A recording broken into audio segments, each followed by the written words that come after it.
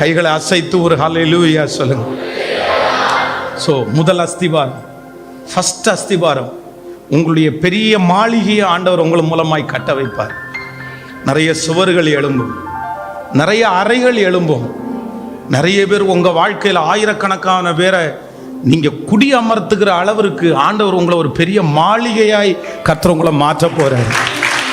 நீங்கள் சீக்கிரமாக ஒரு பெரிய மாளிகையாக மாற போகிறீங்க. எப்படி ஒரு வீட்டுக்குள்ள சிலருடைய சில அறைகள் ரெஸ்ட் எடுக்கிறதுக்கு, சிலர் அறைகள் சந்தோஷப்படுவதற்கு, ஒரு மனுஷன் தன்னுடைய வாழ்க்கையில் அதிகமான நேரத்தை செலவு பண்ணி ஆறுதல் அடைகிறதற்கு இந்த உலகத்தில் ஒரு வீடு எப்படி இருக்குதோ அதே போல் இங்கே இருக்கிற நீங்களும் நானும், நான் நம்புகிறேன், ஒரு காலத்தில் நீ ஒரு பெரிய மாளிகை, நீங்கள் ஒரு காலத்தில் ஒரு பெரிய மாளிகை. உங்களிடத்துலேருந்து வந்து நிறைய பேர் ஆறுதலை பெற்றுக்கொண்டு போவாங்க. உங்களிடத்துலேருந்து நிறைய ஆசீர்வாதங்கள் கடந்து போகும். நீங்கள் நிறைய பேரை மரணத்தில் இருக்கிறவங்கள கூட நீங்கள் காப்பாற்றுவீங்க. கர்த்தர் உங்களை மாளிகையாக கர்த்தர் வைக்க போகிறாரு. ஆமோதிக்கிறவங்க நிச்சயமாக நடக்க போகுது. நிறைய பேருக்கு நீங்கள் ஆறுதலாக மாற போகிறீங்க. நிறைய பேருக்கு நீங்கள் பாதுகாப்பாக மாற போகிறீங்க. நிறைய பேர் உங்களிடத்துல வந்து சந்தோஷப்பட போகிறாங்க.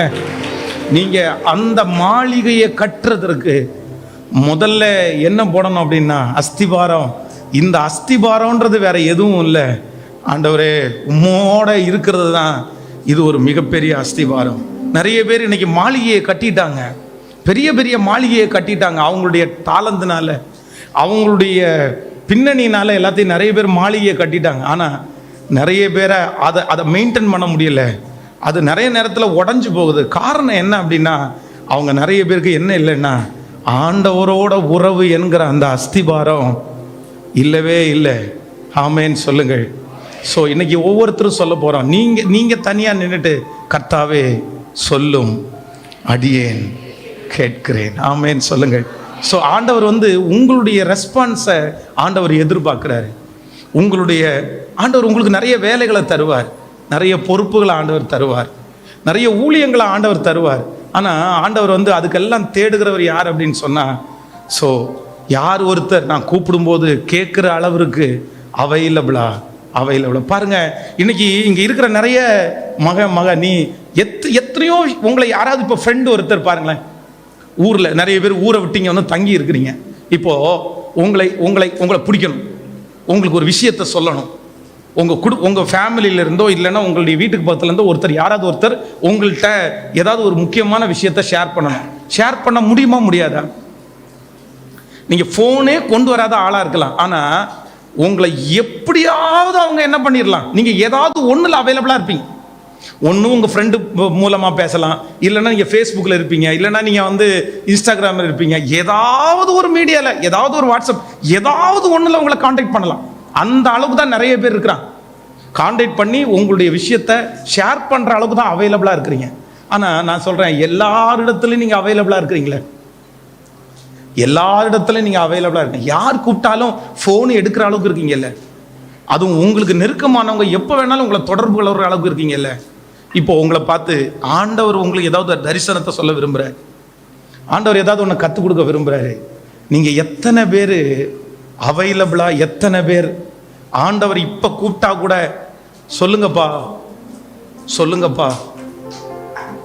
ஆண்டவர் உங்களை கண்டுபிடிக்கிற அளவுக்கு, ஆண்டவர் உங்களோட பேசுகிற அளவுக்கு, ஆண்டவருடைய ரகசியம் உங்களோட ஷேர் பண்ணுற அளவுக்கு நான் அவைலபிளாக இந்த 5 நாள் நான் சொல்லலை, இந்த நாள் சொல்லலை. இங்கேருந்து போனதுக்கு அப்புறம் கூட ஒன்று மட்டும் நான் ஒன்று தான் விரும்புகிறேன் ஆண்டவரே, ஒன்று தான் விரும்புகிறேன் ஆண்டவரே. நீங்கள் என்ன பேரை சொல்லி என்னை கூப்பிடும்போது நான் என்ன சொல்லணும்டா, நீங்கள் சொல்லுங்க ஆண்டவரே, நீங்கள் சொல்லுங்க ஆண்டவரே, நீங்கள் சொல்லுங்க ஆண்டவரே. ஒரு 5 வருஷம், ஒரு 3 வருஷம், ஸோ ஒரு கர்த்தரோடு கூட ஒரு அவைலபிளாக எத்தனை பேர் ஒப்பு கொடுக்க விரும்புகிறீங்க? ஸோ உலகத்தில் இருக்கிற அந்த அவைலபிலிட்டி எல்லாம் குறைச்சி, எல்லாத்தையுமே கொஞ்சம் கொஞ்சமாக குறைச்சி, எல்லாத்தையும் கொஞ்சம் கொஞ்சமாக விட்டு, அவங்க தேடுற அளவுக்கு உங்களை கொண்டு வந்துட்டு ஆண்டவர் மட்டும் உங்களை கண்டுபிடிக்கிற அளவுக்கு நீங்கள் இருந்துட்டீங்கன்னா நான் நம்புகிறேன் உங்கள் வாழ்க்கை கண்டிப்பாக சிறந்துடும், கண்டிப்பாக மாறிடும், கண்டிப்பாக மாறிடும். கையை உயர்த்தி சொல்லுங்க பார்க்கலாம். அப்பா ஆண்டவரே ஆண்டவரே ஆண்டவரே ஆண்டவரே ஆண்டவரே ஆண்டவரே, எனக்காக நியாயம் விசாரிக்கிறவர், எனக்காக வழக்காடுகிறவர், என் கூட இருக்கிறத நிரூபிக்கிறவர். ஆமென். ஆண்டவர் உங்களுக்கு செய்யறத உங்க கண்ணு பார்க்கணும். கவனிங்க, ஒரு நிமிஷம் அப்படியே என்ன கவனிங்க. நீங்க மட்டும் ஆண்டவரோட அவைலபிளா இருக்கும்போது கண்டிப்பா சொல்றேன், உங்களுடைய தலைமயிராகிலும் கீழே விழுறதுக்கு ஆண்டவர் அனுமதிக்க மாட்டார். கண்டிப்பா அனுமதிக்க மாட்டார். நான் என்னுடைய வாழ்க்கையிலே ஊழியம் செய்யும்போது எனக்கு ரொம்ப ரொம்ப ரொம்ப மனசை கஷ்டப்படுத்தின ஒரு மனுஷன். இந்த கோயம்புத்தூர்லேயே நாங்கள் இருக்கிற ஏரியாவில் ஒரு மிகப்பெரிய ரவுடி, பெரிய ரவுடி. ஸோ அவன் எனக்கு அந்த ஊழியம் ஆரம்பித்ததுலேருந்து அப்படின்னா ஒரு குறிப்பிட்ட ஒரு 3வது இடத்துல போய் அந்த சர்ச்சை ஆரம்பித்ததுலேருந்து ஒரே பிரச்சனை. எப்போ பார்த்தாலும் பிரச்சனை பண்ணிட்டே இருப்பான். ஃபஸ்ட்டு போகிறோம், ஒரு அப்போ தான் ஒரு ஸ்பெஷல் ப்ரேயர் நடத்துகிறோம். சாப்பாடு கொடுக்குறதுக்கு சாமியானா போட்டிருக்கிறோம். இவன் 4-5 பேரை கூட்டிகிட்டு வந்தான். இந்த சாமியானாவை இப்போ கலட்டணும் அப்படின்னு சொல்லிட்டான். என்னன்னா அதுவும் ரோட்டில் சைடில் போட்டிருக்க சாமியானா கழட்ட வச்சுட்டான். சரி, கழட்டியாச்சு. அதுக்கப்புறம் சர்ச்சுக்கு நேர வாசலுக்கு முன்னாடி அந்த ரோட்டுக்காக இடம் விட்டுருப்பாங்க பாருங்களேன், அது கவர்மெண்ட்டுடைய இடம். இந்த இடத்துல நான் ஷெட்டு போடுவேன்னு சொல்லி அந்த இடத்துல ஓலை ஷெட்டை போட்டு உள்ளுக்குள்ளே கஞ்சா, உள்ளுக்குள்ளே பிராண்டி ஷாப்பு, உள்ளுக்குள்ளே நிறைய அசுத்தமான காரியம் முன்னாடி உட்காந்து கெட்ட வார்த்தை பேசி சர்ச்சுக்கு அதனால யாருமே வர முடியல. ஒரே டிஸ்டர்பன்ஸ். என்னப்பா இப்படி பிரச்சனை பண்ணீங்கன்னு கேட்டா, நான் பிளாட்ஃபார்மில் தானே போட்டிருக்கிறேன், உன் இடத்துல போட்டிருக்கிறேன். அப்படி ஒரு பிரச்சனை. திடீர்னு பார்த்தா சர்ச்சில் இருக்கிற கண்ணாடியை உடைச்சி உள்ளே காணிக்க பெட்டி அப்படியே தூக்கிட்டு சிசிடிவியில் அப்படியே தெரியுது. கொண்டு போய் அவன்கிட்ட காமிச்சியப்பா, நீ தான்ப்பா எடுத்துருக்கிற, இதை காணிக்க பெட்டி எடுத்துருக்கிற, லேப்டாப்பை எடுத்துருக்கிற, கொஞ்சம் கொடுப்பா அப்படின்னு கேட்டால் என்ன பண்ண முடியும் உங்களால்? கொண்டு போய் போலீஸில் கொடுக்க போகிறீங்களா? இல்லை ஏதாவது பண்ண போகிறீங்களா? பண்ணுங்க, பார்த்துக்கலாம், கொண்டு போய் கொடுங்க. அவ்வளோ சரி, அது வரைக்கும் நான் ஒன்றும் யோசிக்கவே இல்லை. சரி ஆண்டவரே, சரி பரவாயில்ல, என்னைக்காவது அவனை ரட்சிப்பார். ரொம்ப கஷ்டமாயிடுச்சு, ரொம்ப மனசு கஷ்டமாயிடுச்சு. அந்த உள்ளுக்கு இவ்வளோ பொருளை திருடிட்டு போகிறத சிசிடிவியில் பார்த்து அந்த ஃபுட்டேஜை காமிச்சது பிறகும் கூட அவன் அவ்வளோ திமிரா, அவ்வளோ தெனாவட்டா பேசுகிறத பார்த்து ரொம்ப வருத்தமாயி, ஆண்டவரே கண்டிப்பாக இவனை தொட்டுறணும் ஆண்டவரே, இனி இந்த நெறிஞ்சு முள் எனக்கு இருக்கக்கூடாது. உங்கள் பிள்ளை நான், நீங்கள் எனக்காக யுத்தம் பண்ணுறீங்கன்றதை நான் எப்படி ஆண்டவரை கண்டுபிடிக்க முடியும்? பரவாயில்ல, நான் இது வரைக்கும் ஆனால் இப்படியெல்லாம் இருக்கிறானே அப்படின்னு சொல்லி அப்படியே ஜெபம் பண்ணிட்டு ஒரு 1 மந்த்து ஆண்டவரோட நீங்கள் இருந்தீங்கன்னா ஆண்டவர் உங்களுக்கு செய்கிறத உங்களுடைய சத்துருக்களுக்கு சரி கட்டுதலை கூட நீங்கள் பார்ப்பீங்க. உங்களுக்குன்னு ஒரு தனி மரியாதையை கத்த தருவார். உங்களுக்கு ஒரு பெரிய பாதுகாப்பு ஆண்டவர் தருவார். உங்களுக்காக பெரிய யுத்தங்களை அவர் பண்ணுறதை நீங்கள் பார்ப்பீங்க. அந்த மனுஷனை ஒரு மாதத்தில் 2 பேர் கைத்தாங்களாக கூட்டிகிட்டு வராங்க. 2 பக்கம் 2 பேர் அப்படியே நடக்கவே முடியாமல் உள்ளவர வந்த உடனே அந்த பசங்களை பார்த்து என்னை விட்டுருங்க அப்படின்னாரு. விட்ட உடனே ஸ்ட்ரெயிட்டாக என் காலுக்கு கீழே அப்படியே விழுந்து அவருடைய 2 கையினால் என் காலை கட்டி பிடிச்சி சொன்னார், ஃபாதர் என்னை மன்னிச்சிருங்க ஃபாதர், என்னை மன்னிச்சிருங்க ஃபாதர், என்னை மன்னிச்சிருங்க ஃபாதர். நான் சொன்னேன், பரவாயில்ல, ஒன்றும் பிரச்சனை இல்லை, நீ எனக்கு விரோதமாக செஞ்சன்றதை விட என் அப்பாவுக்கு விரோதமாக தான் நீ நிறைய செஞ்சுருக்கிற, அதனால எனக்கு ஒன்றும் பிரச்சனை இல்லை. நீ பெரிய ரவுடி. அவருடைய வாழ்க்கையில் ஒரு பெரிய பிரச்சனை இன்னொரு ரவுடிகிட்ட சொல்லி அவரை இங்கே கூட்டிகிட்டு மன்னிப்பு கேட்டு, நான் சொன்னேன் பலிபீடத்தில் நீங்கள் நிறைய தப்பு பண்ணது ஏசப்பாவுக்கு விரோதமா, பலிபீடத்தில் போய் ஏசப்பாட்ட சாரி கேட்டு நீங்கள் போயிருங்க அப்படின்னு. அந்த ரவுடி ஃபுல் ஃபீட்டுக்கு முன்னாடி முழங்கால் படிட்டு கையை உயர்த்தி, இயேசுவே நான் மன்னிச்சிருங்க, இயேசுவே நான் மன்னிச்சிருங்க.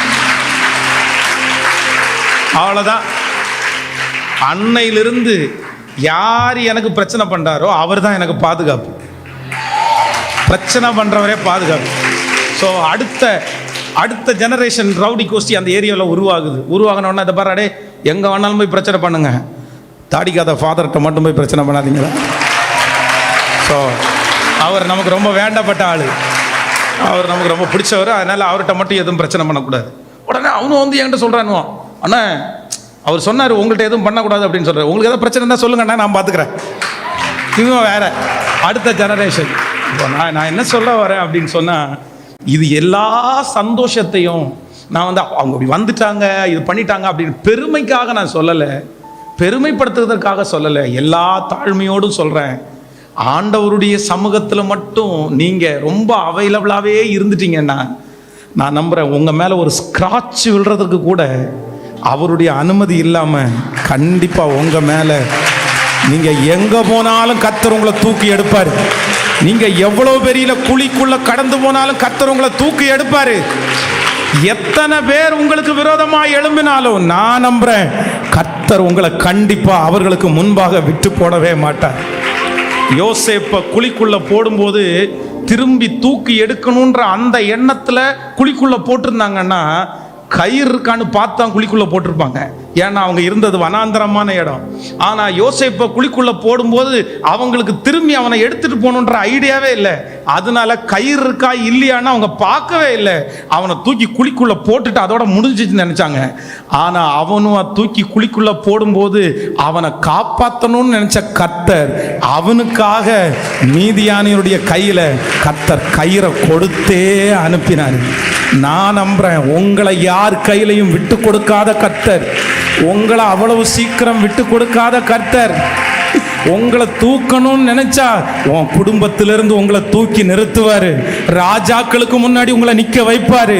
நான் நம்புறேன் உங்களை கொண்டு கர்த்தர் ஒரு பெரிய பிரம்மாண்டத்தை கர்த்தர் செய்ய போறாரு. பிரம்மாண்டத்தை கர்த்தர் செய்ய போறாரு. உட்காருங்க. தேங்க்யூ. உட்காருங்க. ஸோ ஹல்லேலூயா. ஸோ ஆண்டவரிடத்துல ஸோ ஒரு பெரிய அஸ்திவாரம் ஒன்று இருக்கிறது. இப்போவே நீங்கள் சைன் பண்ணணும் அப்படின்னு நீங்கள் நினைக்க வேண்டியது இல்லை. உங்களுக்கு நிறைய காலங்கள் இருக்குது. ஆண்டவருடைய வருகை தாமதிக்கும், ஆனால் உங்களுக்கு நிறைய வயசு இருக்குது. நிறைய வயசு இருக்குது. நான் சொல்கிறேன் அப்படியே பிறந்ததுலேருந்தே சாதிச்சு அப்படின்னு கூட கிடையாது.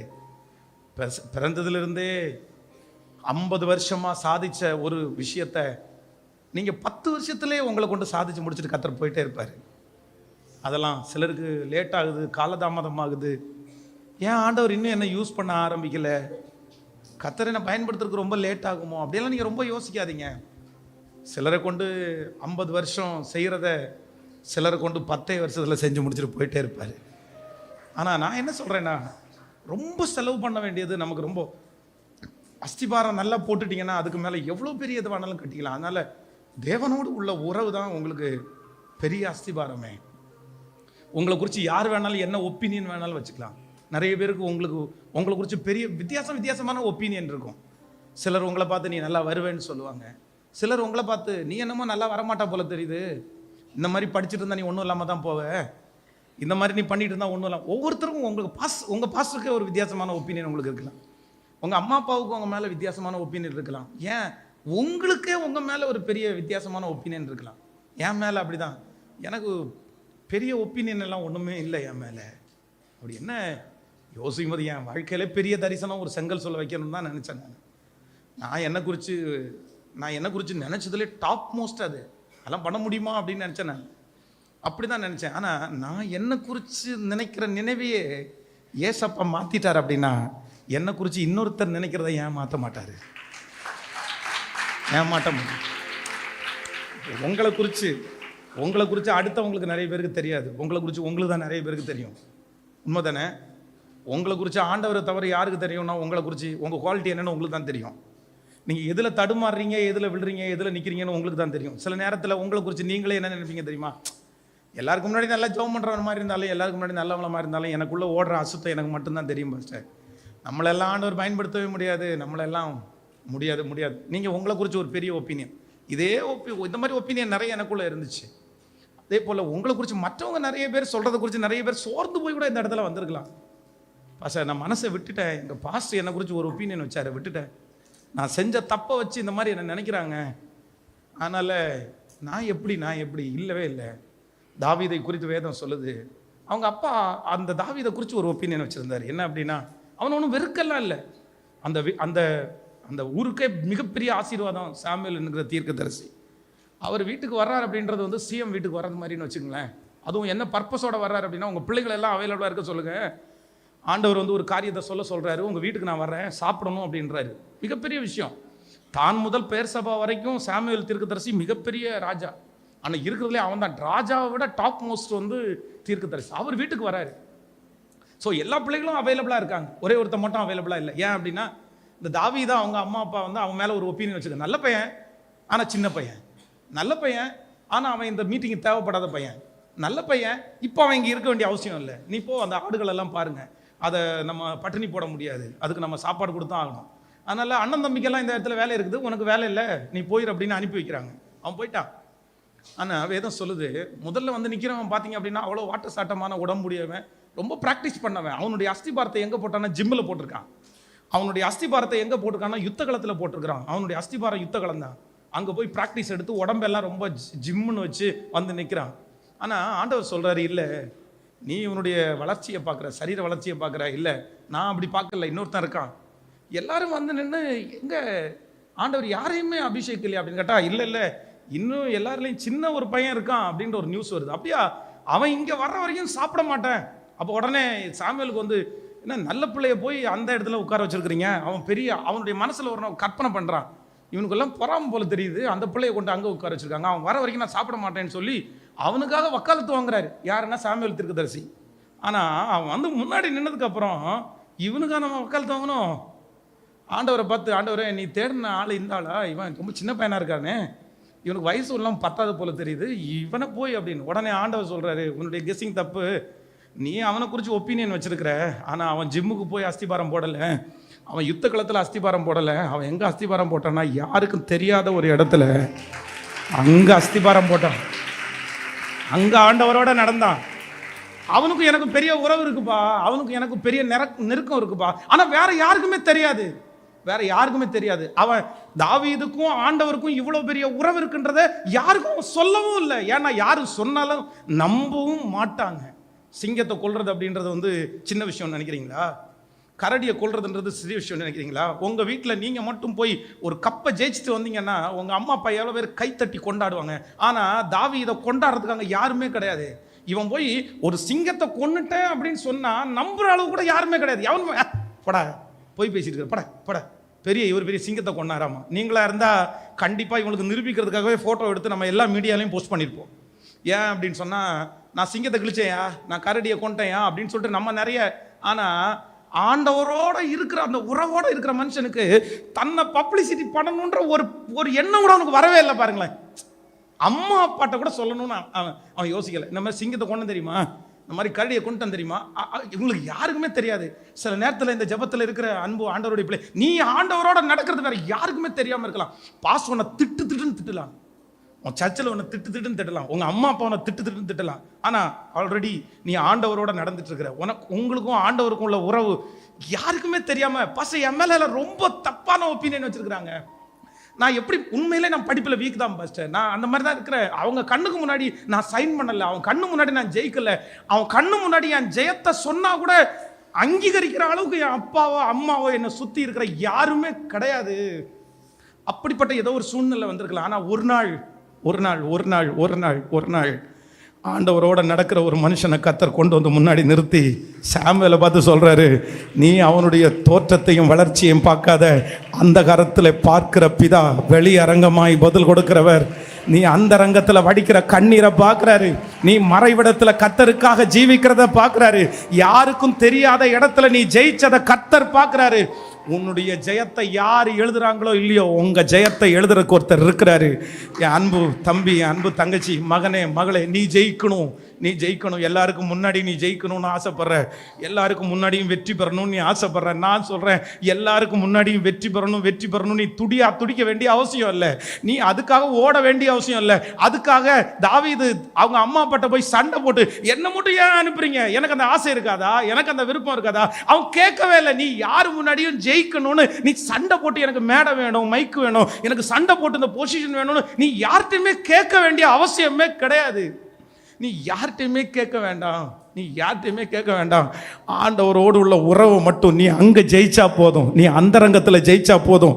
யாருக்கும் தெரியாத இடத்துல உன் மாம்சத்தை, உன் சிந்தையை, உன் சரீரத்தை நீ ஜெயிச்சிட்டேன்னா கண்டிப்பாக ஒரு நாள் கர்த்தர் உன்னை வெளியரங்கமாக கொண்டு வந்து நிறுத்துவார். 10 பேருக்கு முன்னாடி கொண்டு வந்து நிறுத்துவார். அன்னைக்கு அவங்க கண்களுக்கெல்லாம் ஆச்சரியமா இருக்கும். அன்னைக்கு அவங்க கண்களுக்கெல்லாம் ஆச்சரியமா இருக்கும். ஸோ உங்களை உருவாக்குற, உங்களை வணைந்து கொள்ளுகிற, உங்களை பத்திரப்படுத்துகிற, உங்களுக்கு கற்றுக் கொடுக்குற, உங்களுக்கு சொல்லி தருகிற, உங்களுக்கு ஒரு பெரிய எதிர்காலத்தை அமைக்கிற, உங்கள் வாழ்க்கையை சந்தோஷமாய் மாற்றுகிற ஒரு மிகப்பெரிய இடம் எங்கே அப்படின்னு சொன்னால் அவைலபிள். ஆண்டவரே, உம்மோடு நான், உம்மோடு நான், உம்மோடு நான். எல்லாத்துக்கும் ஒரு முடிவு இருக்குது, எல்லாத்துக்கும் ஒரு முடிவு இருக்குது. ஆனால் அவருடைய அன்பிற்கு மட்டும் முடிவே இல்லை. நீங்கள் எத்தனை பேருக்கு தெரியும்னு தெரில, ஒரு நாள் ரொம்ப ஆண்டவரோட நெருங்கி பரிசுத்தமாக வாழ்ந்த அந்த நாள் கண்டிப்பாக சொல்கிறேன், உன் வாழ்க்கையில் யாருமே கொடுக்காத சந்தோஷத்தை 4 மணி நேரம் ஜெபம் பண்ணிட்டு வந்த உடனே உங்கள் மனசில் நீங்கள் பெற்றுக்கொண்டிருப்பீங்க. கண்டிப்பாக கண்டிப்பாக அந்த 4 மணி நேரமே உங்கள் வாழ்க்கையாக மாறிடுச்சுன்னா, அந்த 4 மணி நேரமே நான் சொல்கிறேன், இவங்களுக்கு முன்னாடியெல்லாம் ரொம்ப நீங்கள் அவைலபிளாக இருந்துட்டீங்க அப்படின்னு சொன்னால், ரொம்ப நேரம் ரொம்ப அவைலபிளாக இருக்கிறவங்கள நிறைய பேர் மதிக்க மாட்டாங்களாமா, அவங்களுக்கு தலைமைத்துவமே வராதாமா. உலகத்தார் சொல்லும்போது அப்படி தான் சொல்கிறாங்க, ரொம்ப ஜனங்களுக்கு முன்னாடி ஒரு வெற்றி உள்ள தலைவன் ஜனங்களுக்கு முன்னாடி ரொம்ப அவைலபிளாக இருக்க மாட்டான் அப்படின்றாங்க. அப்போது நான் என்ன நம்புகிறேன் அப்படின்னா, இந்த உலகத்தில் இருக்கிற மனுஷனுக்கு நிறைய நேரத்தில் ரொம்ப நீங்கள் இருந்துட்டீங்கன்னா உங்களை அப்படி தான் வைப்பாங்க, உங்களை அப்படி தான் வைப்பாங்க. ஆனால் ஆண்டவருக்கு மட்டும், ஆண்டவரோட ரொம்ப நேரம் வச்சுருந்தீங்கன்னா அது சூரியன். நீங்கள் நெருங்க பிரகாசிச்சுட்டே இருப்பீங்க, நீங்கள் நெருங்க. ஸோ இன்றைக்கி ஒரே ஒரு தீர்மானம் இந்த செக்ஷனில், இந்த நாள் ஆரம்பித்ததுலேருந்து ஆண்டவர் உங்களை ரொம்ப அழகாக அப்படியே கொண்டு வந்துட்டே இருக்காருன்னு நான் நம்புகிறேன். கண்டிப்பாக ஒரு பிளான் இருக்குது, கண்டிப்பாக ஒரு திட்டம் இருக்குது. ஸோ கோயம்புத்தூர் பட்டணத்தில் நான் சில நேரத்தில் நினைப்பேன், அங்கே ஒரு ஹோட்டல் இருக்குது, அன்னலட்சுமி அப்படின்னு ஒரு ஹோட்டல். ஸோ இப்போ அந்த ஹோட்டலை க்ளோஸ் பண்ணிட்டாங்க. துடியலூர் போகிற வழியில் ரைட் சைடில் அன்னலட்சுமின்னு ஒரு ஹோட்டல் இருந்துச்சு. நான் ஊழியத்துக்கு போனேன், புதுசு, யாருமே தெரியாது. இப்போ சாப்பாட்டுக்கு ரொம்ப கஷ்டம். ஸோ டெய்லி தயிர் சோதையை சாப்பிட்ருக்க வேண்டிய ஒரு சூழ்நிலை ஆயிடுச்சு. என்ன பண்ணுறது, யார்கிட்டையுமே கேட்கவே முடியாது அப்படின்னு சொல்லிட்டு, ஆனால் ஆண்டவரோட ரொம்ப அப்போ நடந்தோம். அப்போ தேடினேன், எங்கே தேடினேன் அப்படின்னா, சாப்பாடு ஃப்ரீயாக எங்கே சாப்பாடு போடுறாங்க அப்படின்னு தேடினேன்.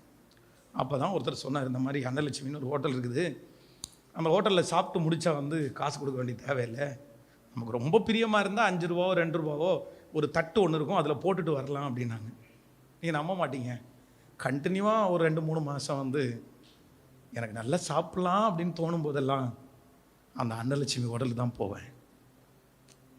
யாருமே பார்க்கல, யாருமே இல்லை. ஆனால் இன்றைக்கி அந்த தெரு வழியாக நடந்து போகும்போது அந்த அன்னலட்சுமி ஹோட்டலில் திரும்பி பார்க்கும்போது அந்த ஹோட்டல் அங்கே இல்லை. ஆனால் 100 பேருக்கு டெய்லி சாப்பாடு போடுற அளவுக்கு தான் என்ன ஆண்டவர் வச்சிருக்கிறாருன்னு சொல்லும்போது ஆச்சரியம். அதனால் ஸோ உங்கள் மேலே ஆண்டவர் ஒரு பெரிய பிளானை வச்சுருக்கிறாரு. அப்பா, தங்கச்சி நீ மிஸ் பண்ணிடாத, தங்கச்சி நீ மிஸ் பண்ணிடாத, ரொம்ப ஜாக்கிரதை. கேர்ள்ஸுக்கு தான் ரொம்ப சொல்கிறேன், நீ நெருப்பு, உன்னை ஈஸியாக பற்ற வச்சு விட்ருவாங்க.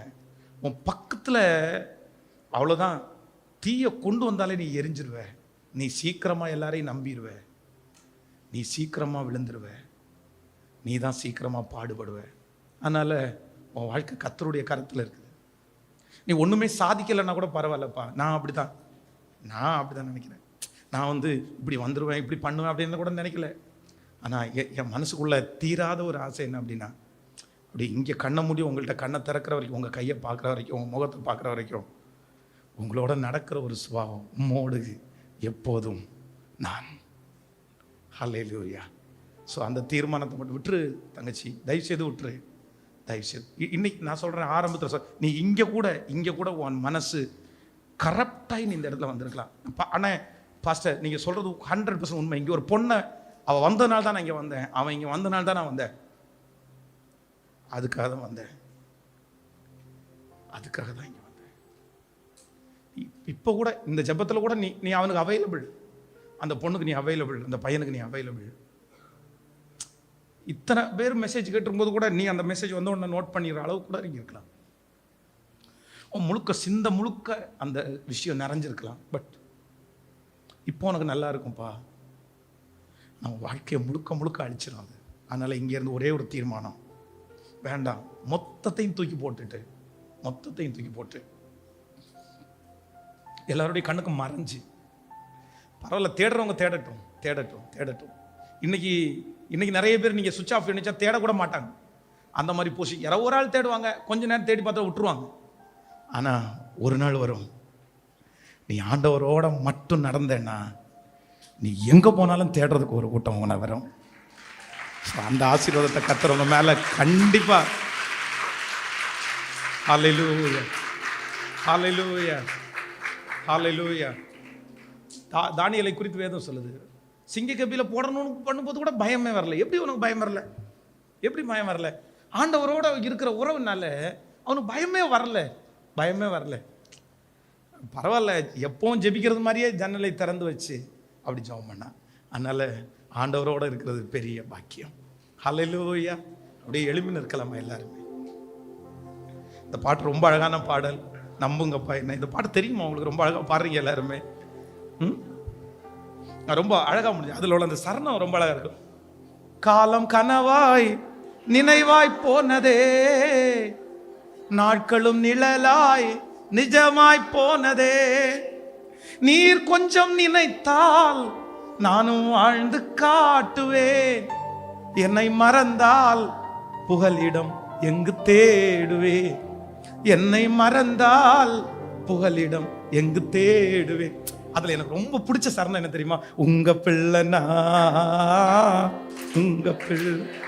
ஒரு நிமிஷம், எப்படி இருக்கு பாருங்களேன், அந்த லைன் எப்படி இருக்கு பாருங்க. உங்க பிள்ளைனா. ஆண்டவருடைய அன்பு எனக்கு ரொம்ப பிடிச்சி. இந்த இளையகுமாரனுடைய கம்பேர் பண்ணி பேசுறாரு பாருங்க. அவன் அண்ணங்காரன் அவங்க அப்பாட்ட இவனுக்காக கொடுத்த கண்டு அடிக்கிறீங்க, பேசிகள் இடத்துல ஆசையை அழித்து போட்டேன். அவங்க அப்பா காதலே வாங்கல.